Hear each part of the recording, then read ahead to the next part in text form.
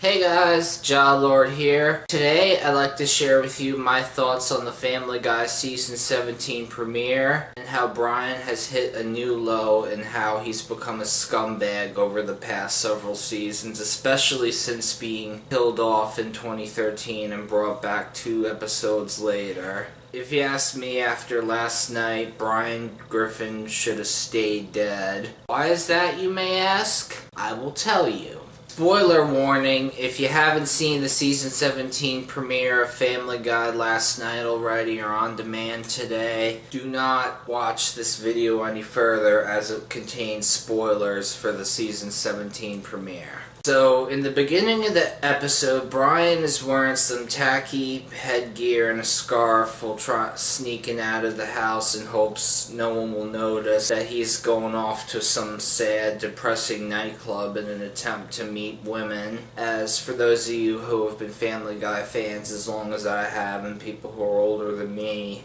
who saw the show when it first came out, Brian, despite being a dog, has gone after both human and canine women, has had no luck whatsoever. Moving on. Brian's then at this nightclub where he's trying to pick up girls, and one of them is like, "Excuse me, does anybody here speak old dude?" And then this younger gentleman, who I assume is the bouncer, is like, "Is Bernie Sanders here bothering you?" And I'm like, that's a low blow. But wait, it gets lower. Then Brian's at this bar drinking bourbon, and the bartender calls him a dick, and he complains to himself, and then this woman sitting next to him is like, "Tell me about it." And then Brian says, "This place is worse than Syria," and I'm like, that's another low blow. And then the two hit it off, and then the woman says her name is Jess, and she's not that bad looking, and she reveals she has cancer, and they go on a date, and then they start going out, and she wants to do all this like kinky sex stuff before she dies. And while they're going out, they have a ill-fated dinner with the rest of the Griffins as usual. But when Jess receives devastating news regarding her diagnosis that she only has 10 days to live, Brian agrees to marry her, and they'll do everything they can to make her last 10 days on Earth as the best they can be. And then here's where Brian gets even scummier. While Brian and Jess even get their own segment on the local news about their love and eventual marriage, and what happens is that these two prettier girls are like, "Hey, are you the guy from the news that's dating the cancer chick?" And Brian's like, "Yeah," and he mentions how she'll be dead in 10 days, and the girls give him their numbers. And I'm like, oh god, Brian's cheating again. You know, this is the second time that I know of where Brian cheated on someone. The first time being this girl named Rita in the episode Brian's Got a Brand New Bag from several seasons back. But this time, you think it can't get any worse from last season, though, can it? It can. When the wedding day does come, Brian and Jess are getting married and whatnot, and then the doctor comes in and says that Jess is actually going to live after all, and Brian realizes he's made like a huge mistake while everyone else is so happy, and he even, prior to that, asked Jess's mom to come live with them for a little while. And then once it's revealed that Jess is now cancer-free, she starts eating like a pig now that she can keep food down, and she's like able to fart again for the first time in 6 months, and has like 6 months of farts built up, as basically farting out a storm with Brian around. And at one point, Brian is just, his life is a living hell as he and Jess move into the same crappy apartment that Brian used to live in during that 3-episode story arc when he got kicked out of the Griffins over a off-color tweet. Jess's mom moves in like Brian had previously asked prior to knowing that Jess was gonna live, and then Jess's mom is like, "Turn off HBO, I'm a Christian woman." And I laughed at that, but then like Later, we see Jess pigging out at a taco joint / Mexican joint, pigging out on chips and salsa, and she asks Brian to get like her more salsa, and then he comes back with mild and she starts choking on a chip, and Brian mistakenly thinks she's getting mad at him for not bringing him back her favorite salsa. And then Brian realizes she's choking, but he doesn't know CPR and doesn't realize what's going on until it's too late, presumably. And then at Jess's funeral, Brian is saying like how he is crying and saying how he wishes Jess could be here one last time, and then she wakes up. As it turns out, she didn't die from the choking, she was just unconscious the whole time. And then Jess's mom is like, "It's a miracle!" And Brian then proceeds to cry like Snoopy, and that's the end of the episode. So, I thought last season Brian had done his most scumbaggiest thing to date, which was when he, wrote an offensive tweet on Twitter, angered the whole community, and the Griffins kicked him out.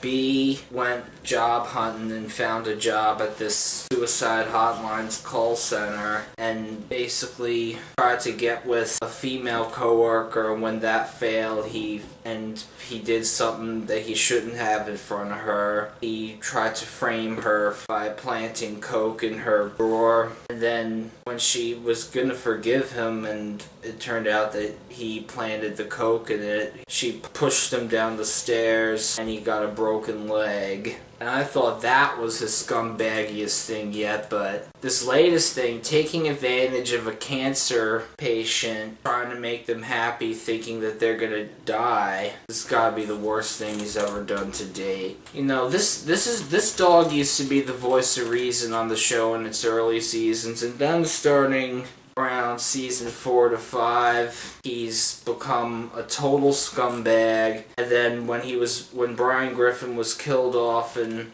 this episode Life of Brian, only to be brought back 2 episodes later in the episode Christmas Sky, he has become completely irredeemable since then. We all remember that episode when Quagmire and Brian had that fight at the steakhouse and Quagmire ripped him a new one when he pointed out everything wrong with Brian, like how he hits on Lois, claims he loves women's souls, but all he does is date bimbos, claims he's a deep guy, and claims to be a good author, and all he does is plagiarize things from the internet, and he failed college twice, supports liberal causes, but does like nothing to help other than legalize pot, and like a bunch of other things.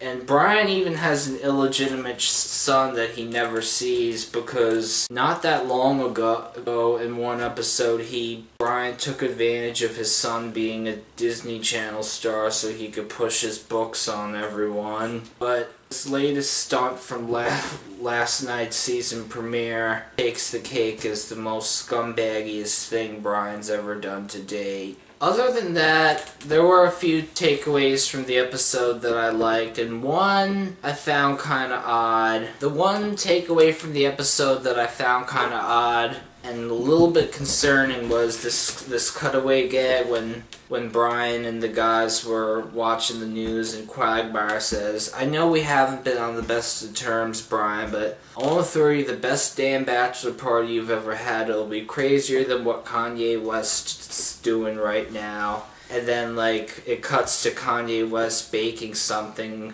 It says, "I'm baking while I'm preparing to announce that I'm joining ISIS." I'm a little bit concerned because Family Guy has a long history of predictive programming. Like, for example, they supposedly predicted the whole Kevin Spacey fiasco years ago, because in like a 2003 Family Guy episode, Stewie and Brian were at the mall and like Brian dared Stewie to streak across the mall claiming to have escaped from Kevin Spacey's basement, and Stewie did it for like $8. And then it's come out that Kevin Spacey actually did do horrible things to young boys and men over the years. Another thing, there was an episode called We Love You, Conrad, where Brian starts going out with Lauren Conrad, and then Stewie claims that Bruce Jenner is secretly a woman, an elegant, beautiful Dutch woman, and then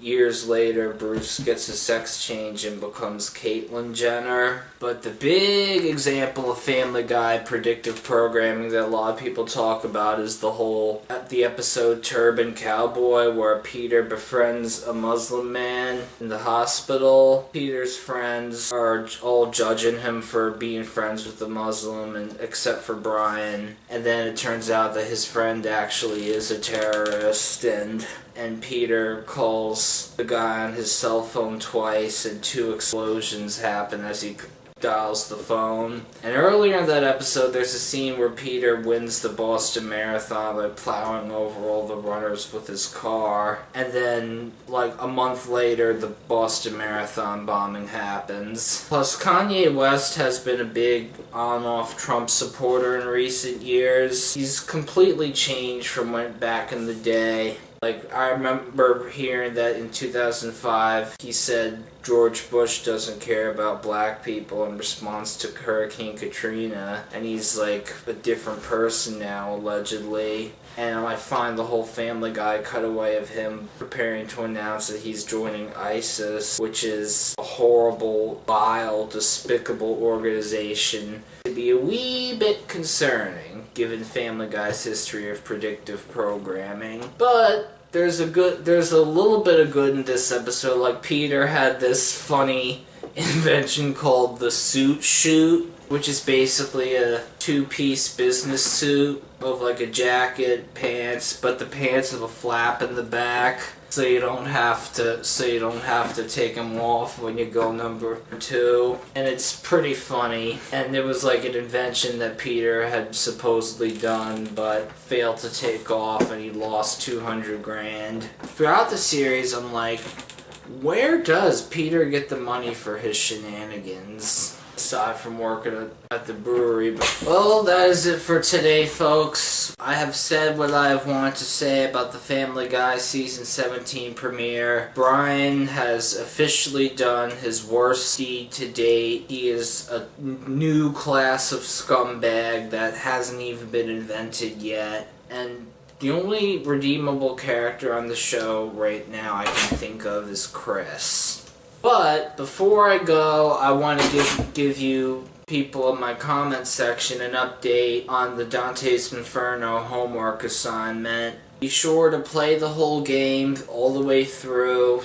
You don't have to beat it on every difficulty, and watch all the cutscenes and stuff. Tell me what you think. Tell me how it made you feel. Tell me your thoughts on it. Tell me what you liked, what you didn't like, how it could be improved. And that is your assignment. Write me an essay like that in the comments section after beating the game. You only have to beat it once. Just want to clear that up. And you don't have to do any of the additional content.